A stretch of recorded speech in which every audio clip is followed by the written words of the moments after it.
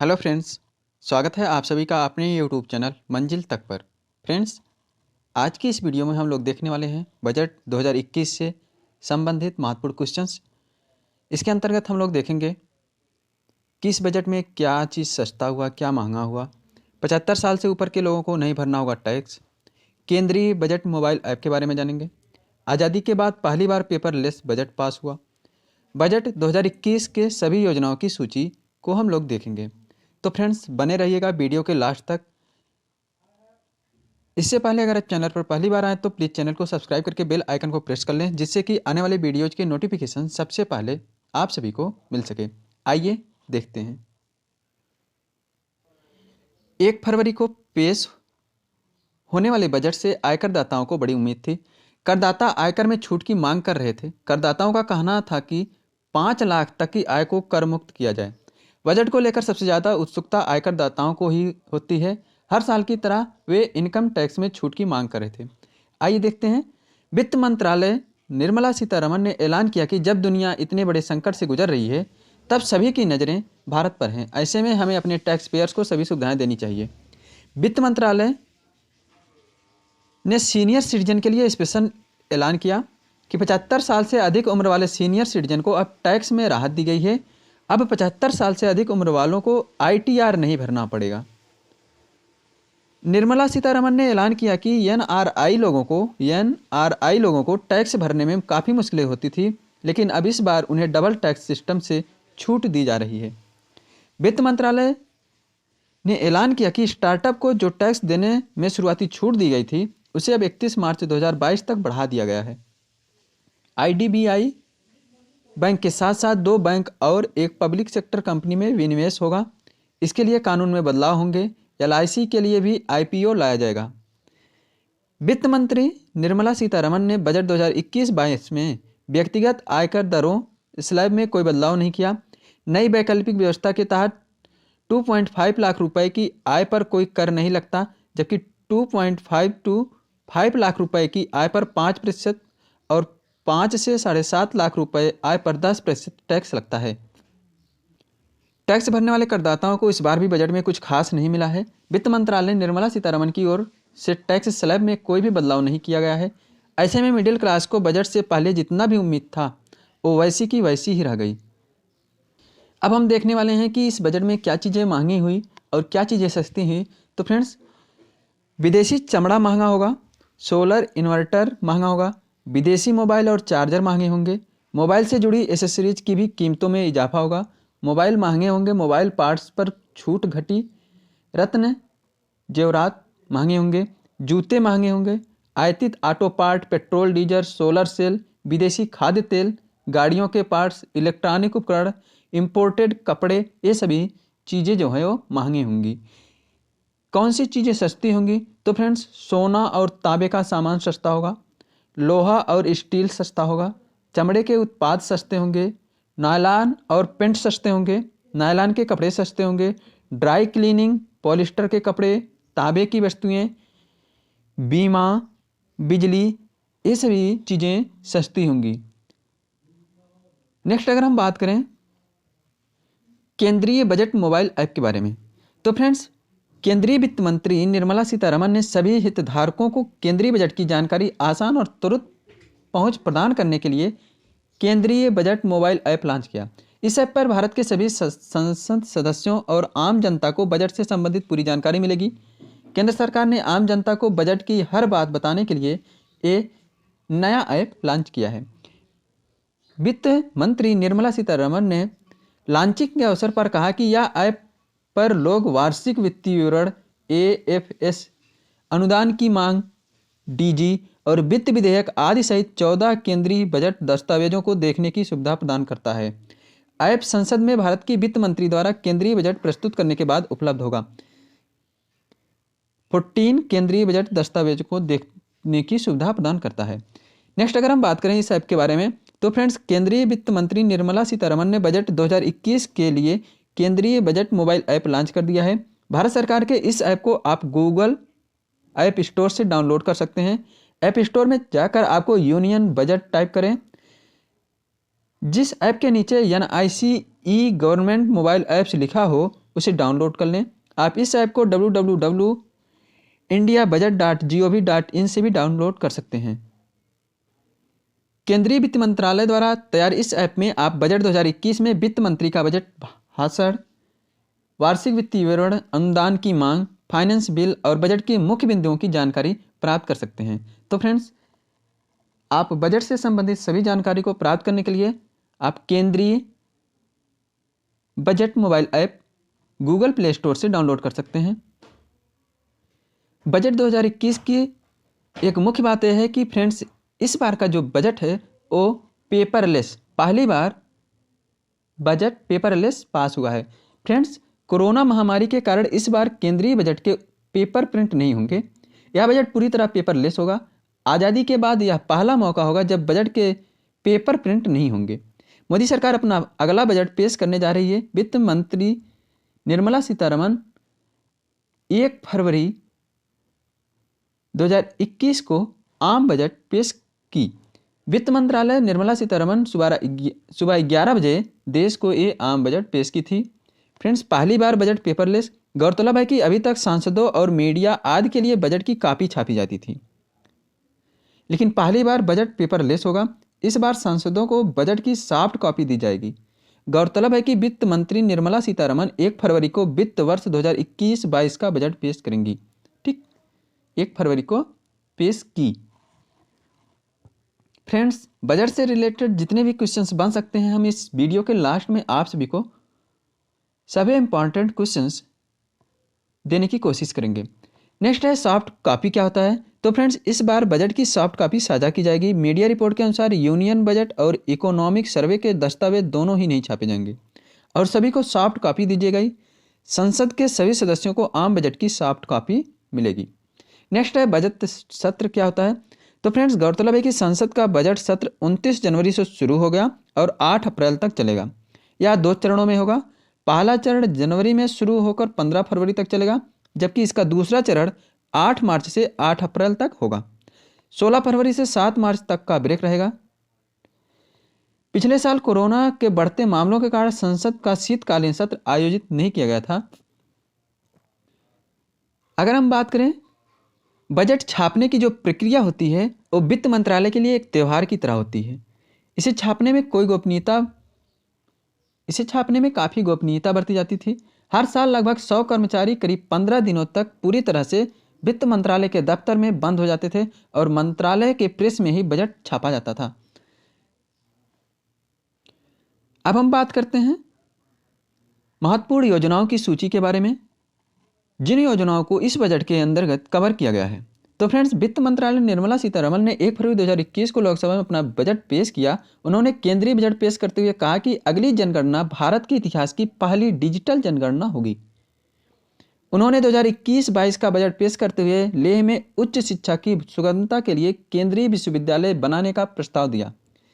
इस बार भारत में संसद का बजट सत्र में कोरोना महामारी की वजह से संसद की कई परंपराओं को दरकिनार किया गया। कोरोना महामारी शुरू होने के बाद यह देश का पहला केंद्रीय बजट होगा। इससे पूर्व वित्त मंत्री ने 29 जनवरी 2021 को बीते वित्त वर्ष का आर्थिक सर्वेक्षण पेश किया था, जिसमें अगले वित्त वर्ष में सकल घरेलू उत्पाद यानी जीडीपी के 11% रहने की संभावना जताई थी। फ्रेंड्स, यहाँ पे सभी योजनाओं की सूची जिसे इस बजट में कवर किया गया है। फर्स्ट है स्वैच्छिक व्हीकल स्क्रैपेज पॉलिसी। वित्त मंत्री निर्मला सीतारमण ने वित्त वर्ष 2021-22 के बजट भाषण में कहा कि सरकार प्रदूषण और तेल आयात खर्च घटाने के उद्देश्य से पुराने वाहनों के लिए स्वैच्छिक व्हीकल स्क्रैपेज पॉलिसी लॉन्च करेगी। इस पॉलिसी के तहत क्या होगा?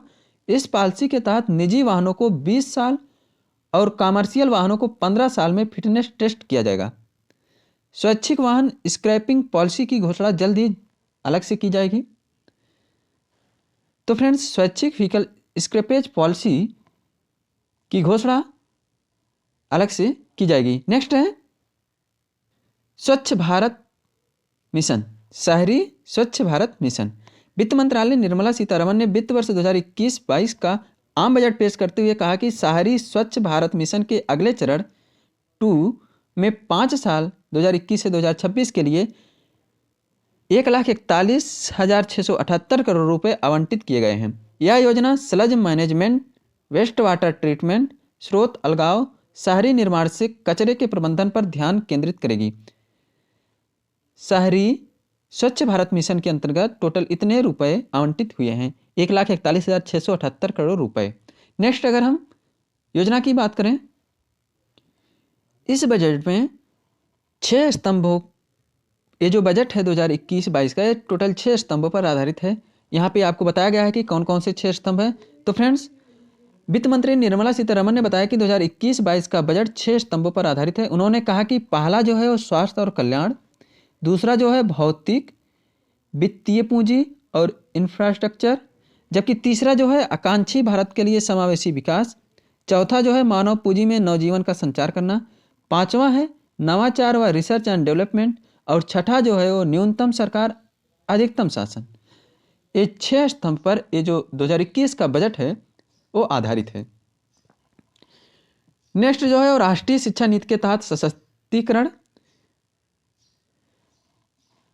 वित्त मंत्री निर्मला सीतारमण ने बजट पेश करते हुए कहा कि निजी क्षेत्र, एनजीओ व दूसरे राज्यों के साथ मिलकर देश में 100 सैनिक स्कूल खोले जाएंगे। उन्होंने कहा कि 15,000 स्कूलों शिक्षा नीति के तहत सशक्तिकरण होगा। इसके अतिरिक्त आदिवासी छात्रों की बेहतर शिक्षा के लिए एकलव्य स्कूलों को 38 करोड़ रुपए दिए जाएंगे। एकलव्य स्कूलों को 38 करोड़ रुपए दिए जाएंगे। नेक्स्ट है आत्मनिर्भर स्वस्थ भारत योजना। तो फ्रेंड्स, इस योजना के अंतर्गत निर्मला सीतारमण ने अपने बजट भाषण में आत्मनिर्भर स्वस्थ भारत मिशन का घोषणा किया। सरकार की ओर से 64,180 करोड़ रुपए इसके लिए दिए गए हैं और स्वास्थ्य के बजट बढ़ाया गया है। इसी के साथ सरकार की तरफ से WHO के स्थानीय मिशन को भारत में लॉन्च किया जाएगा। नेक्स्ट योजना की अगर हम बात करें तो इस बजट के अंतर्गत 2021-22 में आएगा LIC का IPO। फ्रेंड्स, वित्त मंत्री निर्मला सीतारमण ने बजट 2021-22 भाषण में कहा कि वित्त वर्ष 2021-22 में सरकार भारतीय जीवन बीमा निगम LIC का IPO लाएगी, जिसके लिए मैं आवश्यक संशोधन इसी बजट में पेश करूंगी। बकौल सीतारमण अगले वित्त वर्ष 2 सरकारी बैंकों और एक सामान्य बीमा कंपनी में भी सरकार की कुछ हिस्सेदारी बेचने का प्रस्ताव है। उज्ज्वला योजना पर सरकार का बड़ा ऐलान। वित्त मंत्री निर्मला सीतारमण ने ऐलान किया कि उज्ज्वला योजना में 1 करोड़ और लाभार्थियों को शामिल किया जाएगा। वहीं अगले 3 सालों में सिटी गैस वितरण के लिए 100 और जिलों को जोड़ा जाएगा। इसके अलावा उन्होंने गैस के ट्रांसपोर्ट का भी जिक्र किया है। उन्होंने कहा कि इस योजना के क्रियान्वयन के लिए एक स्वतंत्र गैस ट्रांसपोर्ट सिस्टम ऑपरेटर भी स्थापित किया जाएगा। नेक्स्ट है स्पेस मिशन का ऐलान। वित्त मंत्री निर्मला सीतारमण ने ऐलान किया कि न्यू स्पेस इंडिया लिमिटेड इस बार PSLV CS51 को लॉन्च करेगा। गगनयान मिशन का मानव रहित पहला लॉन्च इसी साल दिसंबर में होगा। नेक्स्ट है स्वामित्व योजना। तो फ्रेंड्स, वित्त मंत्री निर्मला सीतारमण ने बताया कि स्वामित्व योजना को अब देश भर में लागू किया जाएगा। एग्रीकल्चर के क्रेडिट टारगेट को 16 लाख करोड़ तक किया जा रहा है। Operation green mission. वित्त मंत्री निर्मला सीतारमण द्वारा ऑपरेशन ग्रीन स्कीम का ऐलान किया गया, जिसमें कई फसलों को शामिल किया जाएगा और किसानों को लाभ पहुंचाया जाएगा ऑपरेशन ग्रीन स्कीम के तहत। नेक्स्ट बात हुई जम्मू कश्मीर में गैस पाइपलाइन योजना के बारे में। वित्त मंत्री निर्मला सीतारमण ने ऐलान किया कि उज्ज्वला योजना के तहत 1 करोड़ और लाभार्थियों को जोड़ा जाएगा। अभी तक 8 करोड़ लोगों को यह मदद दी गई है। जम्मू कश्मीर में भी गैस पाइपलाइन योजना की शुरुआत की जाएगी। राष्ट्रीय रेल योजना। राष्ट्रीय रेल योजना 2030 तक तैयार हो गई है। कुल 1.10 लाख करोड़ रुपए का बजट रेलवे को दिया गया है। भारतीय रेलवे के अतिरिक्त मेट्रो, सिटी बस सेवा को बढ़ाने पर फोकस किया जाएगा। इसके लिए 18,000 करोड़ रुपए की लागत लगाई जाएगी। अब मेट्रो लाइन लाने पर जोर दिया जा रहा है। कोच्चि, बेंगलुरु, चेन्नई, नागपुर, नासिक में मेट्रो प्रोजेक्ट को बढ़ावा देने का ऐलान किया गया है। टेक्सटाइल पार्क के लिए बड़ा ऐलान। वित्त मंत्री निर्मला सीतारमण की ओर से बजट भाषण में बताया गया कि देश में 7 टेक्सटाइल पार्क बनाए जाएंगे ताकि इस क्षेत्र में भारत एक्सपोर्ट करने वाला देश बने।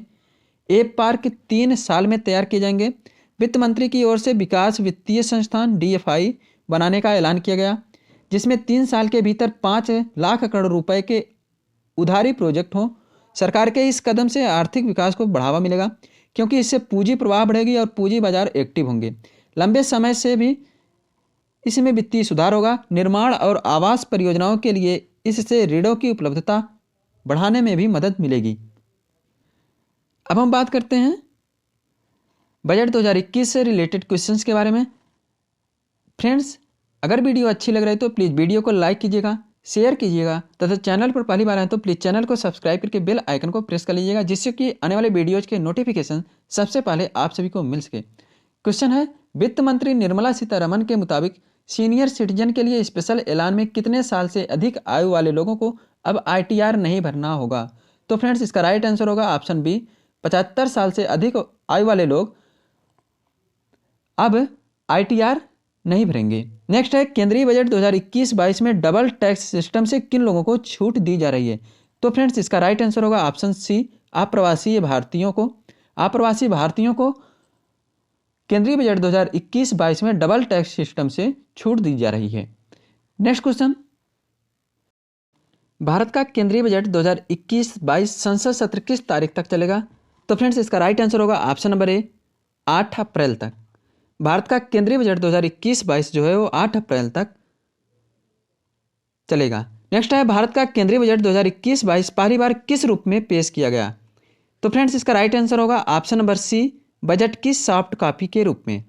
फ्रेंड्स, अभी तक सभी सांसदों और मीडिया के लिए हार्ड कॉपी छापी जाती थी, लेकिन पहली बार यह आम बजट पूरी तरह से पेपरलेस है और इस बार सांसदों को बजट की सॉफ्ट कॉपी सौंपी जा रही है।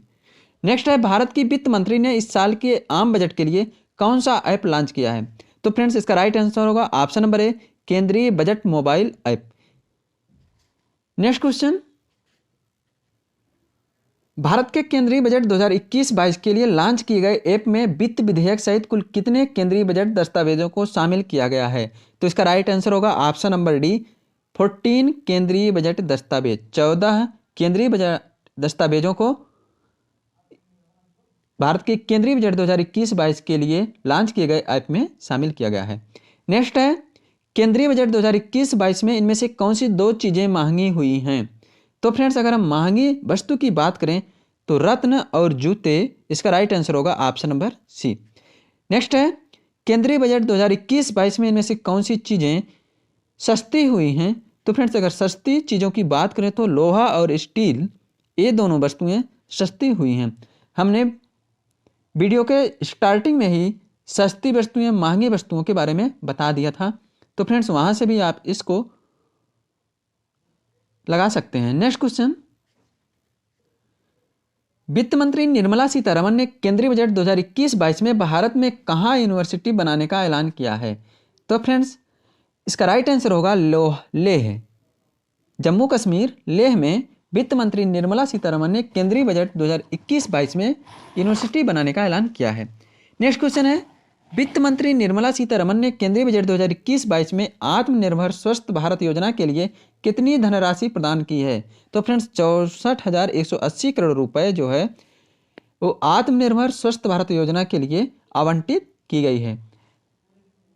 तो फ्रेंड्स, आज के लिए बस इतना ही। मिलते हैं नेक्स्ट वीडियो में, तब तक के लिए bye, take care, thanks for watching.